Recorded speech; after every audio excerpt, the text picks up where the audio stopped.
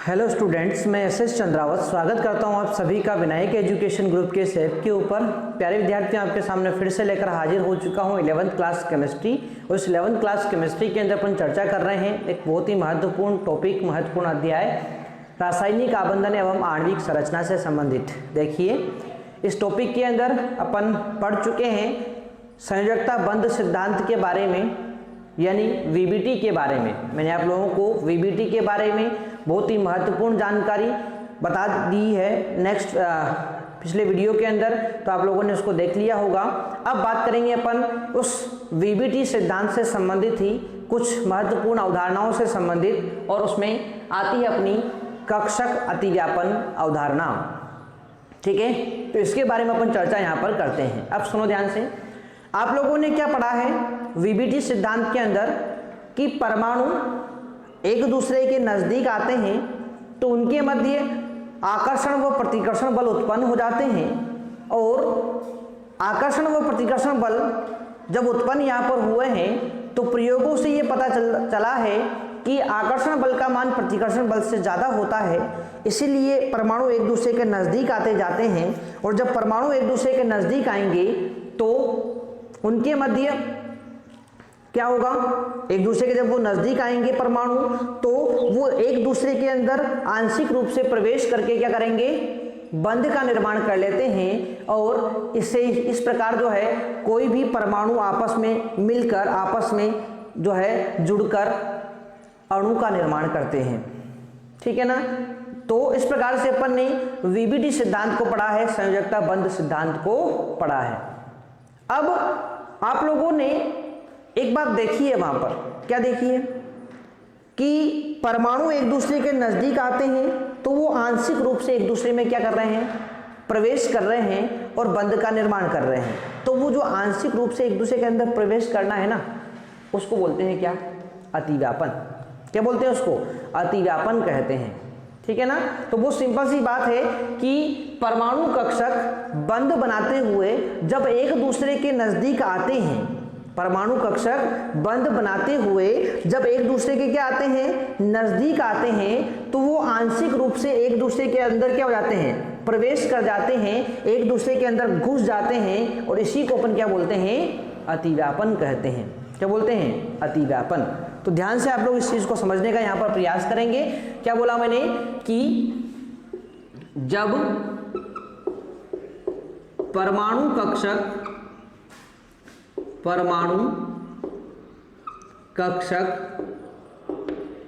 बंध बनाने के लिए एक दूसरे के नजदीक आते हैं, एक दूसरे के नजदीक आते हैं तो वे आंशिक रूप से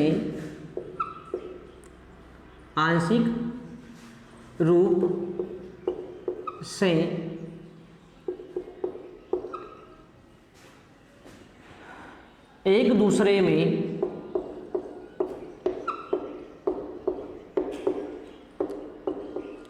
प्रवेश कर जाते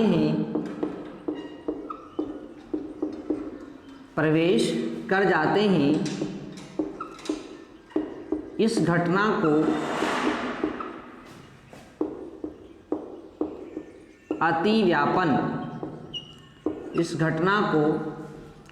अतिव्यापन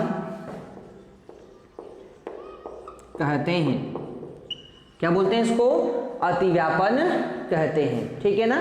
समझने के लिए ध्यान से आप लोग देखेंगे, समझने के लिए मैं आपको इस चीज को बता देता हूं यहां पर। जैसे देखो कि एक ये परमाणु कक्षक है, एक दूसरा परमाणु कक्षक है ये वाला। ठीक है, थोड़ा ध्यान से इसको बना लेते हैं अपन इस तरह से। ठीक है ना। तो एक परमाणु कक्षक ये है, एक परमाणु कक्षक ये है। जब ये बंध बनाते हुए एक दूसरे के क्या आएंगे, नजदीक आएंगे, एक दूसरे के पास में आएंगे, तो ये क्या होते हैं, ये आंशिक रूप से एक दूसरे के अंदर क्या हो जाते हैं, प्रवेश कर जाते हैं। देखो यहाँ पर ये वाली चीज है ना, प्रवेश कर गए एक दूसरे के अंदर। तो ये जो चीज हुई ना यहाँ पर, ये वाला, इस घटना को अपन क्या बोलते हैं, अतिव्यापन कहते हैं। ये जो यहाँ पर ओवरलैप हुआ है ना, अतिव्यापित हुआ है, इसको बात कर रहे हैं अपन यहाँ पर। तो इस घटना को अपन क्या बोलते हैं, अतिव्यापन कहते हैं। ठीक है ना। तो ये चीज आपको समझ में आनी चाहिए कि जब परमाणु बंध बनाने के लिए एक दूसरे के नजदीक आते हैं तो उनके परमाणु कक्षक एक दूसरे में आंशिक रूप से क्या हो जाते हैं, प्रवेश कर जाते हैं, एक दूसरे के अंदर घुस जाते हैं, और उसी को अपन क्या बोलते हैं, अतिव्यापन कहते हैं। आ जाएगी बात समझ में। चलो, तो ये था अपना अतिव्यापन के बारे में बात। ठीक है, अब बात करते हैं अपन कि परमाणु कक्षकों में अतिव्यापन, परमाणु कक्षकों में अतिव्यापन, परमाणु कक्षकों में अतिव्यापन निम्न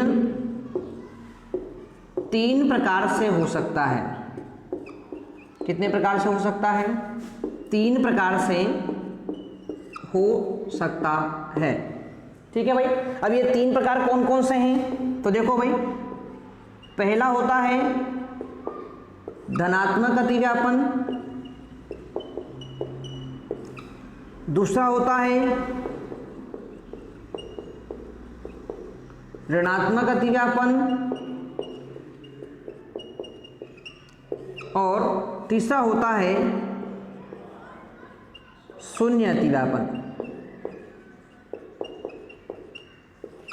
धनात्मक, ऋणात्मक और शून्य, 3 प्रकार से ये अतिव्यापन यहाँ पर हो सकता है विभिन्न परमाणु कक्षकों में। अब ये क्या होते हैं, धनात्मक क्या होता है, ऋणात्मक क्या होता है, शून्य, इसके बारे में चर्चा अपन करते हैं यहाँ पर। तो यहाँ तक की चीज आप लोगों ने बिल्कुल नोट कर ली होगी। अब बढ़ते हैं अपन आगे की तरफ। तो देखो, परमाणु कक्षकों में अतिव्यापन जो होता है वो 3 प्रकार से होगा, धनात्मक, ऋणात्मक और शून्य अतिव्यापन। ठीक है, चलो तो देखो ध्यान से, एक टेबल के रूप में अपन इसको बनाएंगे। धनात्मक अतिव्यापन, ऋणात्मक अतिव्यापन और शून्य अतिव्यापन। ठीक है ना। अब ध्यान से आप लोग इस चीज को देखिए। देखो, आप लोगों को एक बात मैं पहले ही बता दूं कि जो S कक्षक होता है ना, अपन अतिव्यापन मुख्यतः S और P में ही पढ़ेंगे। किसमें पढ़ेंगे, S और P कक्षकों के अंदर अतिव्यापन ही अपन पढ़ेंगे। 11th क्लास के अंदर अपने तो सिलेबस के अंदर इतना सा ही है। तो ध्यान से आप लोग देखेंगे, आप लोग जानते हैं ना S कक्षक को अपन गोल आकार में बनाते हैं, क्योंकि S कक्षक की आकृति कैसी होती है, गोलाकार होती है, अपन ने पढ़ा है। ठीक है ना। तो ध्यान रखेंगे, S कक्षक को हमेशा अपन धनात्मक लेते हैं। क्या लेते हैं, S कक्षक को हमेशा धनात्मक लेते हैं, ये बात आप लोग हमेशा ध्यान रखेंगे। और एक और चीज, P कक्षक को आप लोग द्विडमलाकार बनाते हैं। P कक्षक कैसा होता है, डमलाकार होता है। P कक्षक कैसा होता है, डमलाकार होता है। अब इस डमलाकार कक्षक के अंदर ध्यान रखेंगे 2 पालियां हैं, ऊपर वाली पाली, नीचे वाली पाली। ठीक है ना। तो सुनो ध्यान से, ये जो 2 पालियां हैं ना, इनमें हमेशा विपरीत आवेश होता है। विपरीत आवेश मतलब एक में प्लस है तो दूसरे में क्या होगा, माइनस होगा। या फिर जरूरी नहीं है कि ऊपर वाली में प्लस हो नीचे वाली में माइनस हो, ऐसा भी हो सकता है ऊपर वाली में माइनस होगा तो नीचे वाली में क्या हो जाएगा, प्लस हो जाएगा। यानी कि इन दोनों पालियों में विपरीत आवेश होता है। ये बात आप लोग क्या करेंगे, ध्यान रखेंगे। आ जाएगी बात समझ में। चलो, अब देखो, ये तो एक सामान्य सी बात अपन ने कर ली है। अब देखो, धनात्मक अतिव्यापन कहेंगे किसे, कब होगा धनात्मक अतिव्यापन। तो देखो भाई, ध्यान से देखना कि जब एक P कक्षक की धन पाली, जब एक P कक्षक की धन पाली दूसरे P कक्षक के धन पाली से अतिव्यापन करती है। देखो ध्यान से, ये एक P कक्षक था, इसकी धन पाली दूसरे P कक्षक के कौन सी पाली से अतिव्यापन कर रहा है, देखो धन पाली से अतिव्यापन कर रहा है।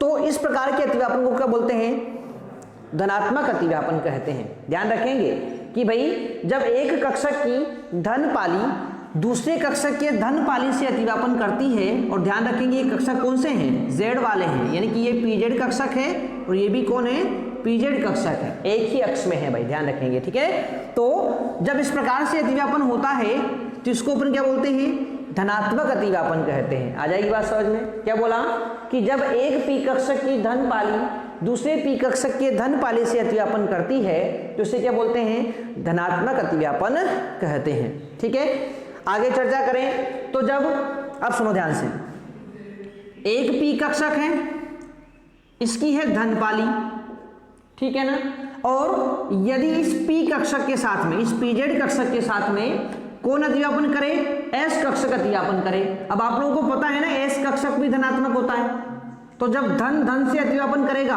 तो वो कौन सा अतिव्यापन हो जाएगा, धनात्मक अतिव्यापन हो जाएगा। तो इस चीज को भी आप लोग क्या बोलेंगे, धनात्मक अतिव्यापन कहेंगे, ठीक है। आगे बात कर लेते हैं अपन यहाँ पर। तो देखो भाई कि सुनो ध्यान से, यहाँ पर बात करते हैं आगे। अब सुनो, अच्छा इसको थोड़ा सा अपन चेंज कर लेते हैं, अक्षों को चेंज कर लेते हैं अपन, इसको एक्स अक्ष मान लेते हैं ना, अपन थोड़ा सा बुक से चेंज कर लेते हैं, क्या मान लेते हैं, इसको एक्स अक्ष मान लेते हैं, ठीक है। चलो अब देखो आगे बात समझे। तो अब सुनो, आगे बात करते हैं अपन कि और किसे कहेंगे धनात्मक अतिव्यापन। तो देखो ये कौन सी अक्ष है, एक्स अक्ष है, ठीक है ना। अब सुनो, यदि दो पी कक्षक अतिव्यापन जो करते हैं वो इस प्रकार से करें, देखो इधर ये कौन सा कक्षक है भाई, ये जब ये एक्स अक्ष है तो इसको क्या मानेंगे अपन, वाई मानेंगे, ठीक है ना। तो ये कौन सा कक्षक है, पी वाई कक्षक है।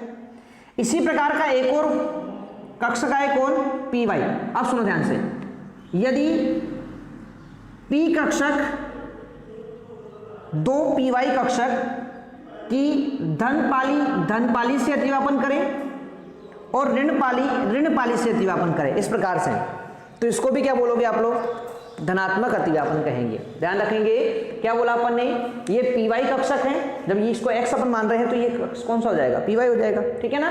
तो भाई जब पी वाई कक्षक की धन पाली से और दोनों की ऋण पाली यदि अतिव्यापन करे तो इसको क्या बोलते हैं, धनात्मक अतिव्यापन कहते हैं। इसी प्रकार से एक और चीज अपन यहाँ पर बनाएंगे, क्या बनाएंगे भाई, ध्यान से देखो, यदि अपन यहाँ पर पी वाई कक्षक ने लेकर पीजेड कक्षक ले लें, कौन सा कक्षक ले लें, पीजेड कक्षक, देखो इसी अक्ष में होते हैं ना पीजेड कक्षक, हाँ। तो देखो यदि पीजेड कक्षक ले लेते हैं और उस पीजेड में भी वही बात क्या आ जाएगी, पीजेड में भी बात भाई, ध्यान से देखो, पीजेड में भी वही बात आ रही है, क्या आ रही है कि यदि धन पाली धन से अतिव्यापन करे, ऋण पाली ऋण से अतिव्यापन करे तो वो क्या हो जाएगा, वो हो जाएगा आपका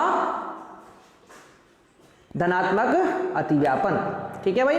तो आ जाएगी बात समझ में यहाँ तक। चलो, तो ये था अपना धनात्मक अतिव्यापन के बारे में बात जो अपन ने यहाँ पर देख ली है, ठीक है। चलो भाई, तो ये था अपना सारे के सारे धनात्मक अतिव्यापन है, ठीक है। यानी धन से अतिव्यापन करता है तो उससे धनात्मक अतिव्यापन कहते हैं, इस प्रकार से, ठीक है। अब देखो ऋणात्मक की बात करेंगे तो इसमें क्या हो जाएगा, इसका उल्टा हो जाएगा। उल्टा मतलब कि यदि एक पी कक्षक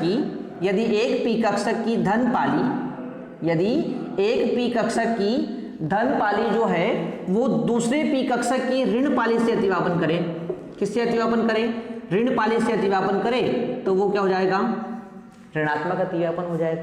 आगे बात समझ में। इसी प्रकार से एक पी कक्षक की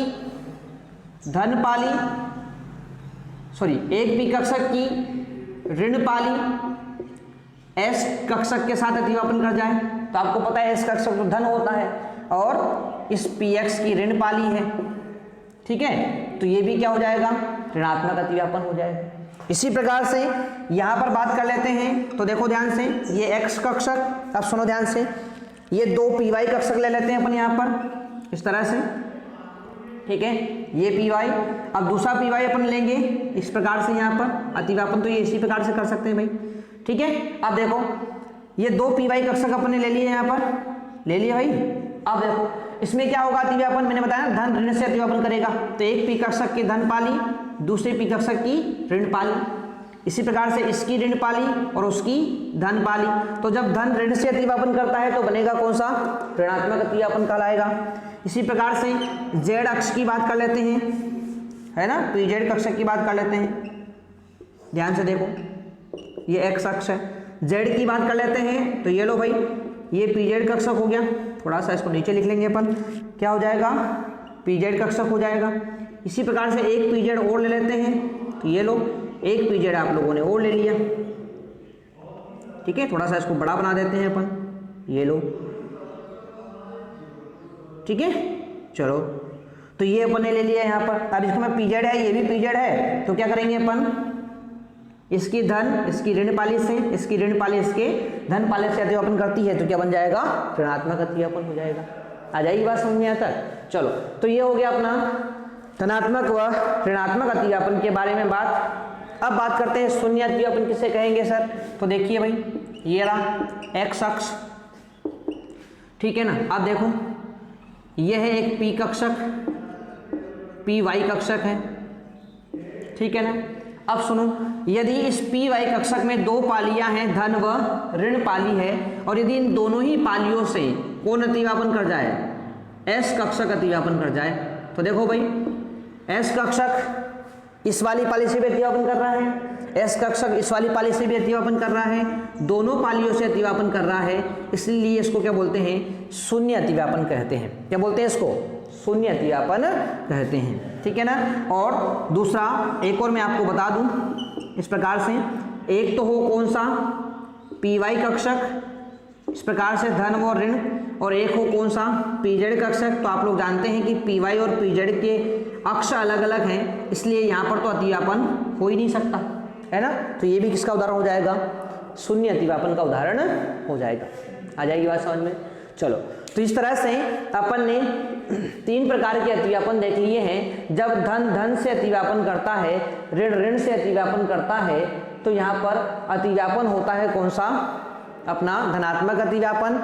ऋणात्मक में अपन ने बात की है कि जब एक पाली का धन और दूसरा ऋण अतिव्यापन करता है, धन ऋण से अतिव्यापन करता है, तो वो हो जाएगा ऋणात्मक अतिव्यापन। और जब शून्य अतिव्यापन की बात करेंगे तो एस कक्षक धन और ऋण दोनों पालियों से अतिव्यापन कर लेगा, या फिर एक पी वाई कक्ष है, एक पीजेड कक्षक है, दोनों अलग अलग अक्षों पर है, तो ये तो अतिव्यापन कर ही नहीं सकते, है ना। इसीलिए यहाँ पर इसको क्या बोलेंगे अपन, शून्य अतिव्यापन कहते हैं, ठीक है भाई। तो ये था अपना तीन प्रकार का अतिव्यापन, धनात्मक, ऋणात्मक और शून्य अतिव्यापन।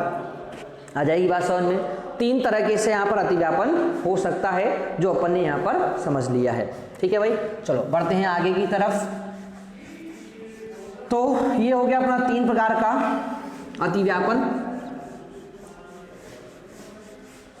अब देखो आगे चर्चा करते हैं। तो देखो, ये तो था अपना अतिव्यापन के सामान्य प्रकार। ये क्या थे, अतिव्यापन के सामान्य प्रकार हैं, ठीक है। अतिव्यापन के क्या हैं, सामान्य प्रकार हैं। अब बात करेंगे अपन अतिव्यापन के और महत्वपूर्ण प्रकार। तो देखो भाई, हेडिंग है अतिव्यापन के प्रकार तथा सहसंयोजक बंध की प्रकृति, तथा सहसंयोजी बंध की प्रकृति, ठीक है भाई। तो टॉपिक है अपना अतिव्यापन के प्रकार एवं सहसंयोजक बंध की प्रकृति, ठीक है। तो देखो, आप सुनो ध्यान से, अतिव्यापन करने वाले कक्षकों के आधार पर, कक्षकों के आधार पर अतिव्यापन निम्न प्रकार का होता है, ठीक है। तो देखो भाई, अतिव्यापन करने वाले कक्षकों के आधार पर अतिव्यापन निम्न प्रकार का होता है। ठीक है भाई। अब यहाँ पर अतिव्यापन जो होता है वो मुख्यतः अपन बात करते हैं यहाँ पर 3 प्रकार का होगा। सबसे पहला एस अतिव्यापन, दूसरा होता है SP अतिव्यापन,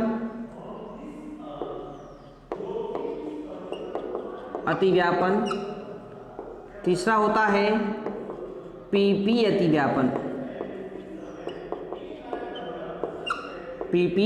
अतिव्यापन, तो ध्यान रखेंगे 3 प्रकार का अतिव्यापन होता है, SS अतिव्यापन, SP अतिव्यापन और PP अतिव्यापन। अब सुनो ध्यान से, यहाँ पर क्या है, वो सिंपल सी बात है इनकी परिभाषाएं कि जब 2 S कक्षक अतिव्यापन करते हैं तो उसे SS अतिव्यापन कहेंगे, जब एक S कक्षक और एक P कक्षक अतिव्यापन करेंगे तो उसे SP अतिव्यापन कहेंगे, और जब 2 P कक्षक अतिव्यापन करेंगे तो उसे PP अतिव्यापन कहेंगे। ठीक है ना। तो इन तीनों के बारे में बहुत विस्तार से अपन चर्चा करने वाले हैं नेक्स्ट वीडियो के अंदर।